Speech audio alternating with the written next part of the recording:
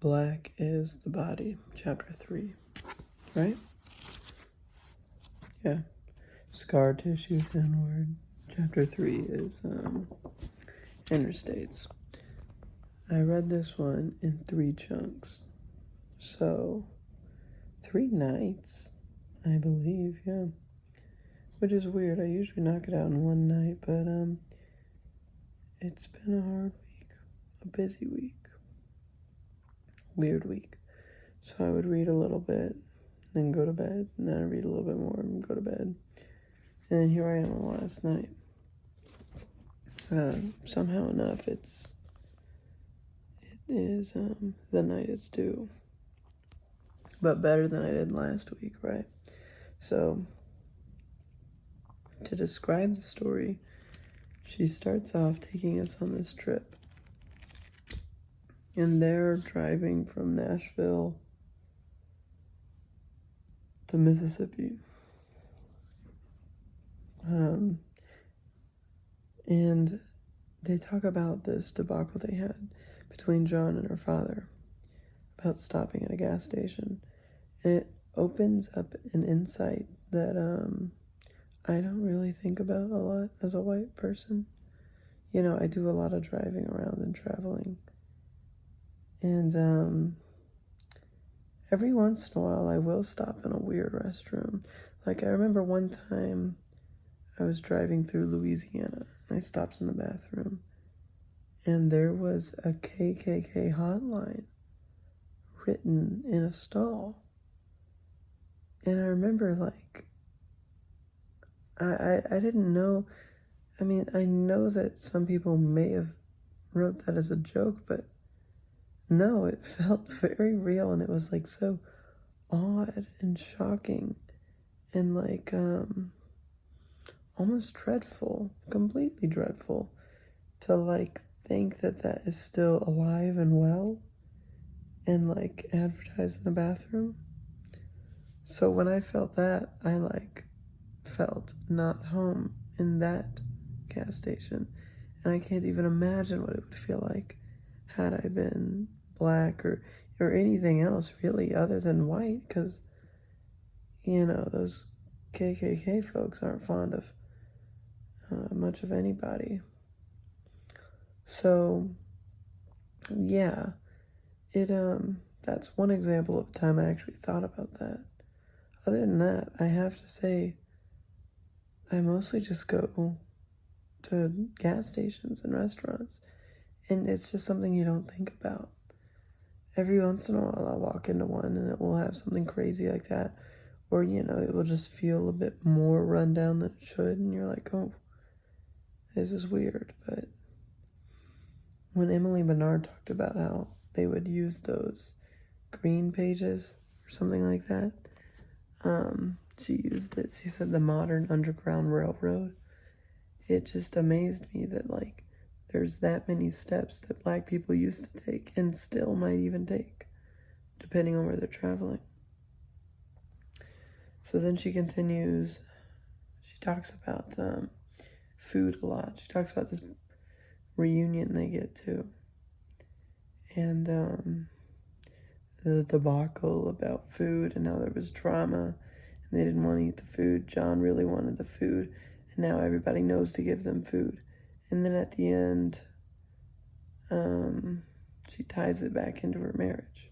So that's my brief description of what this one was about.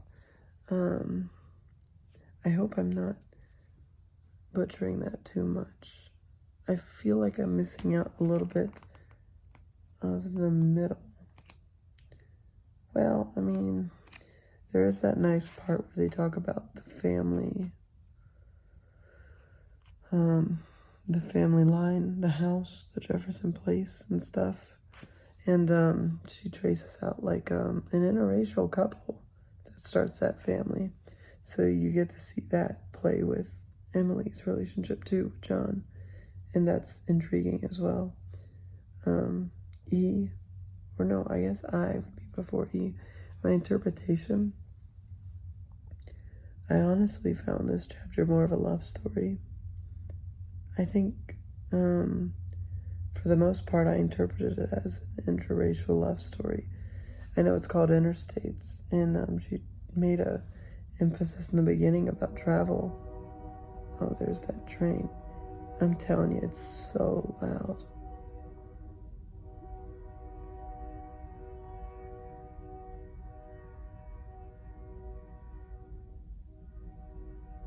Gosh, and it's like, and he just keeps going.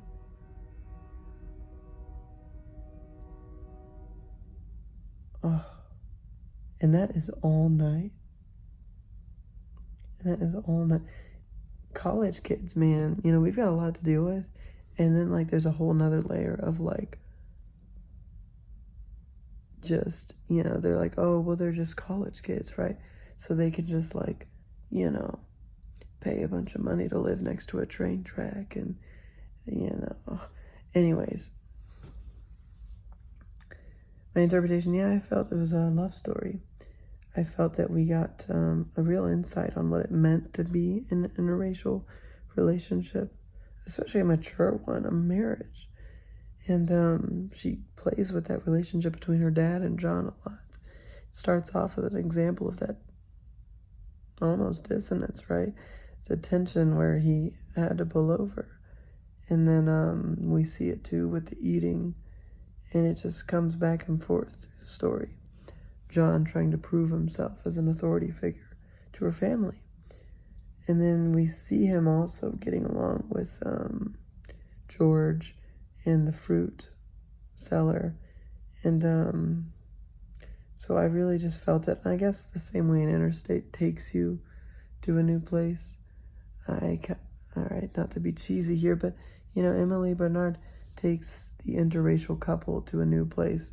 Because especially when talking to her friend about it, she's like, it doesn't feel anything interracial about it. Like, this is just a relationship.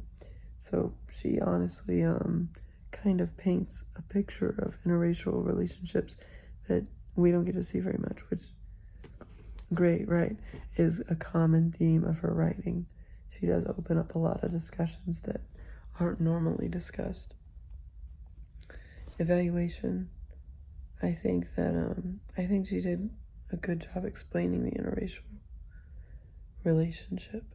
I think that, as I said, it was different and eye-opening and nice to see that she doesn't view it. Sorry, my PC was making a weird, it's doing different lights and things like that.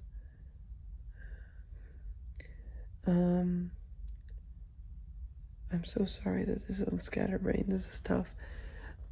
She explains it as something that is just a relationship between her and John. Also, like how she talks about race, she said interracial couples that don't talk about it are humorless. Because she sees it as something it is. Race is real and race is apparent and race is visible. So why not talk about it and have nice discussions about it? So that was the way I want to evaluate that. I haven't gotten to one where I can evaluate, oh, Emily did a bad job, but I still hope I'm getting that point across. And then T, I know I could have looked it up, but I still didn't. So takeaway themes. I'm taking away, frankly, that idea that interracial couples are couples. That's like almost like a, you know, if I had to like make a sign or something, that's what I would put. Because like that's a thought that people don't really talk about too much and don't really share too much. And it was really ironic, or not even ironic, but just there was a lot of contrast when you could see the ignorance of people asking, oh, it must be hard to be with someone in an interracial relationship, an interracial marriage. And she's like, this is just a marriage. That's the next theme too, is marriage and what it means to like bring yourself into another family, you know. And interracially, that would probably even, and I know I'm backtracking here, but outside and looking from the top, I mean, it would seem like an even more daunting task to put yourself into that family. But as we know, for John, it was easy and it was relaxing and normal.